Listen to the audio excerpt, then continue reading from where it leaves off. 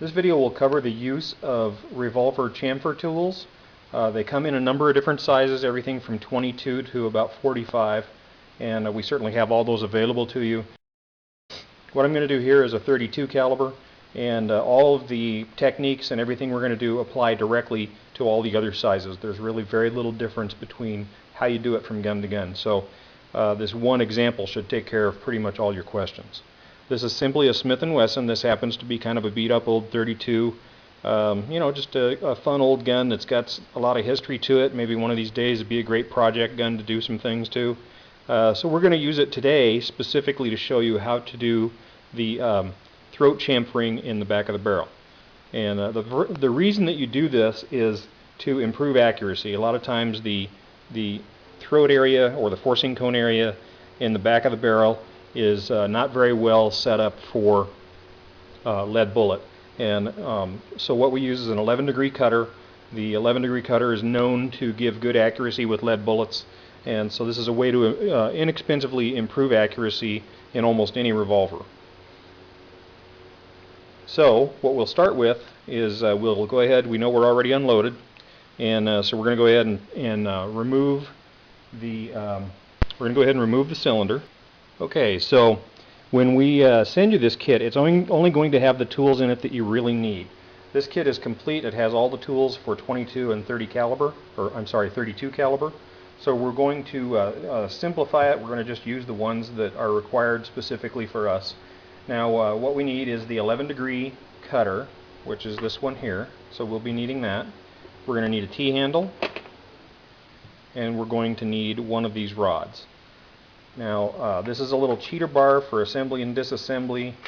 The wrenches are specifically for putting the T-handle on, and then there are bushings that fit the barrel to keep everything aligned. So that's the right bushing, feels good in there, nice and tight.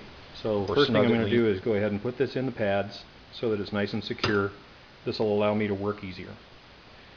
This is probably kind of what you're going to want to do when you're setting up, simply because it's a lot easier to do this work if the gun is secure.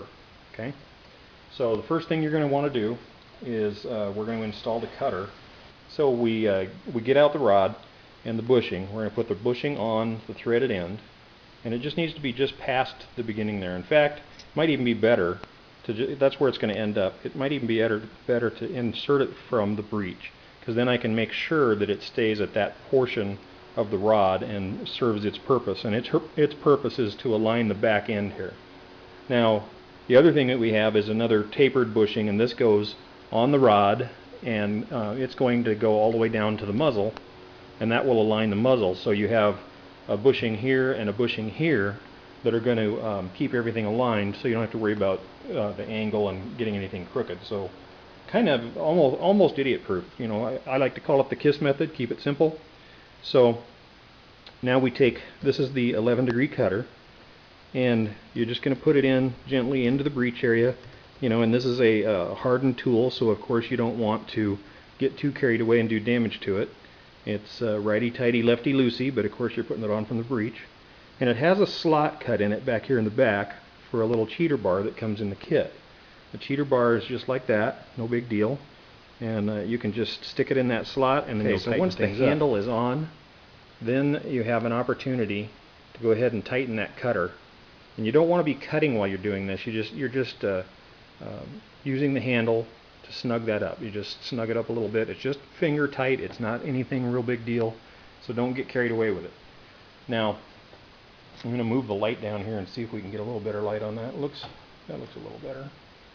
All right. So you want to use cutting fluid, and because a lot of people who use rental tools seem to use Tap Magic, I thought I'd just use that too. It lets you know that this is a product that will work just fine for this type of application. It's not the best cutting material, but it certainly will work for small cuts like this and will give you a good finish. So all you got to do is put a couple drops on the cutter, and that should be more than enough.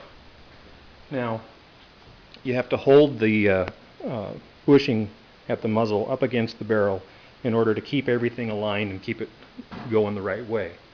Otherwise you might get out of alignment. So now you just draw the handle towards you a little bit. Now You're going to hold the bushing next to the muzzle so that everything stays centered. You have a bushing in the breech that's holding everything centered, and your cutter's installed. Now remember which way the cutter goes. It's going to be righty-tighty, so it's going to, when you twist it to the right, it's going to actually cut. If you try to go the other way, it will unscrew it, or it could damage the cutter. So just be gentle.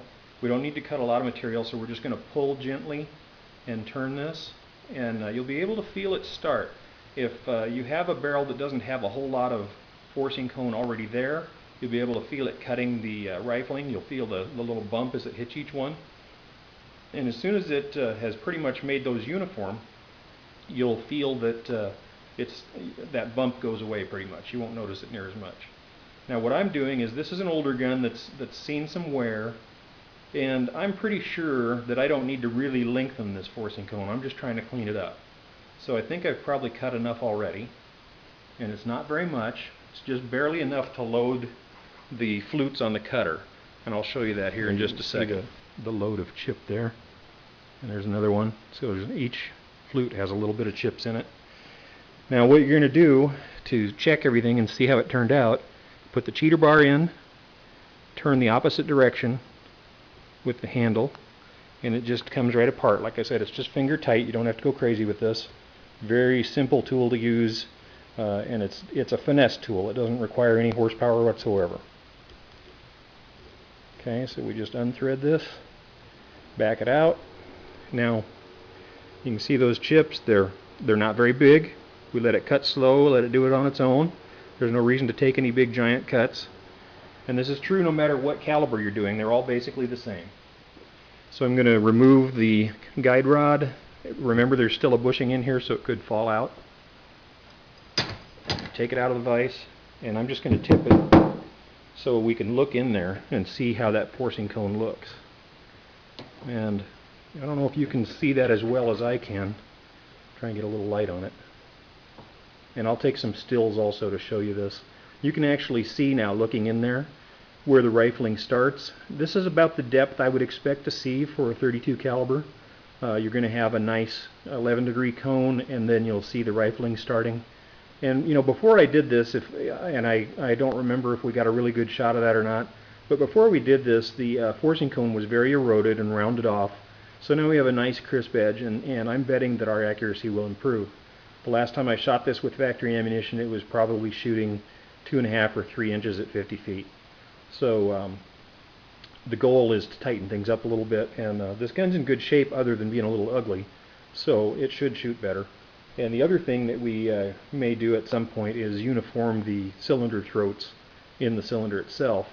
And you've seen that on one of our other videos. If you haven't, just check that out. And that's another simple thing you can do to improve accuracy on pistols. So that's all there is to it. It's just that simple. You just clean the barrel now, and you know, once the barrel's clean, you're ready to go. Clean up the tools and pack them up and ship them back to me. So it only takes you a few minutes.